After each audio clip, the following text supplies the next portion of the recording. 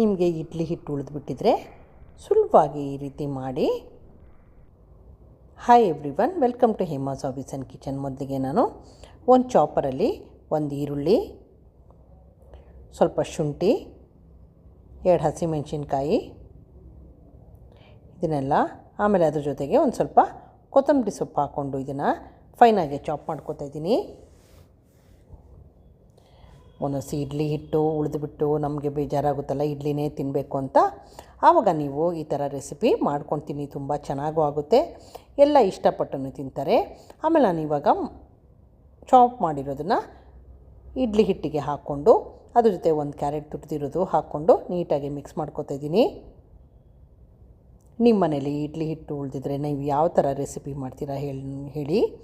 ನಾನಿವಾಗ ಇದಕ್ಕೆ ರುಚಿಗೆ ತಕ್ಕಷ್ಟು ಉಪ್ಪು, ಜೀರಿಗೆ, ಒಂದು ಸ್ವಲ್ಪ ತೆಂಗಿನ ತುರಿ,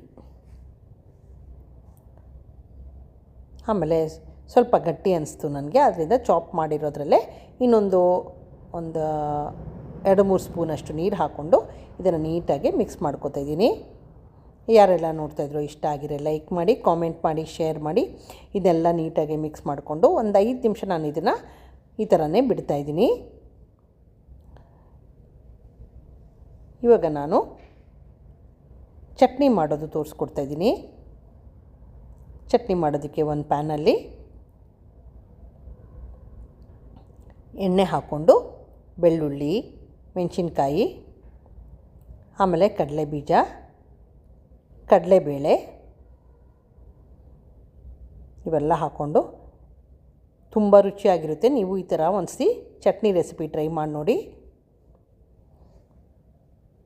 ಇದಕ್ಕೆ ಹುರಿಗಡಲೆ ಹಾಕಲ್ಲ, ಇದೇ ಥರ ಮಾಡೋದು.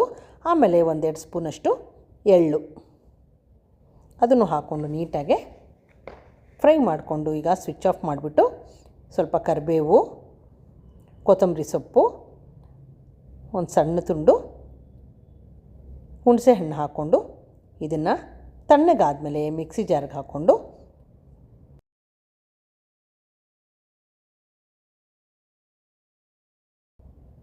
ಇದಕ್ಕೆ ಒಂದು ಸ್ವಲ್ಪ ತೆಂಗಿನ ತುರಿ ಹಾಕ್ಕೊಂಡು ರುಚಿಗೆ ತಕ್ಕಷ್ಟು ಉಪ್ಪು, ನೀರು ಮಿಕ್ಸ್ ಮಾಡಿಕೊಂಡು ಚಟ್ನಿ ರುಬ್ಕೋಬೇಕಾಗುತ್ತೆ. ಈಗ ನಾನು ಪಡ್ಡು ಮಾಡ್ತಾಯಿದ್ದೀನಿ. ನಿಮ್ಗೆ ಯಾರಿಗಾರು ಗೊತ್ತಾಗಿದ್ದರೆ ಮೊದಲೇ ಕಾಮೆಂಟ್ ಮಾಡಿ ಹೇಳಿ, ಗೊತ್ತಾಗಿತ್ತು ಏನು ಮಾಡ್ತಾಯಿದ್ದೀನಿ ಅಂತ. ಇವಾಗ ಪಡ್ಡುನ ಕಾವಲಿನ ಬಿಸಿ ಮಾಡಿಕೊಂಡು ಇವಾಗ ಮಾಡಿರೋ ಮಿಶ್ರಣ ಇದೆಯಲ್ಲ ಇಡ್ಲಿ ಹಿಟ್ಟಿಂದು, ಅದಕ್ಕೆ ಇದನ್ನು ಹಾಕ್ಕೊಂಡು ನಾನು ಎಣ್ಣೆ ಸವರ್ಕೊಂಡು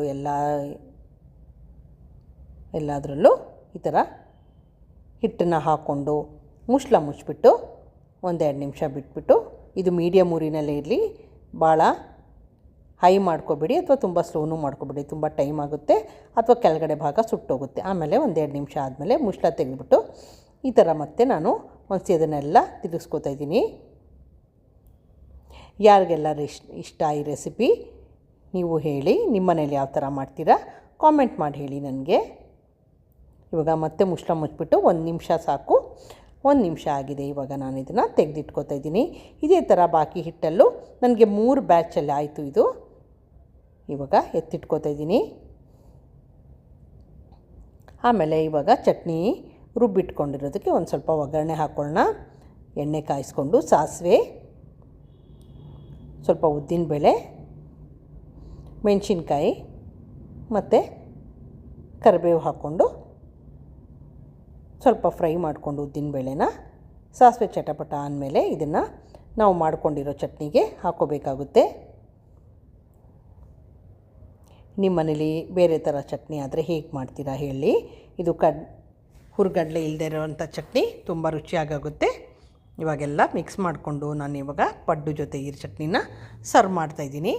subscribe to Hema's hobbies and kitchen. Thank you for watching my video.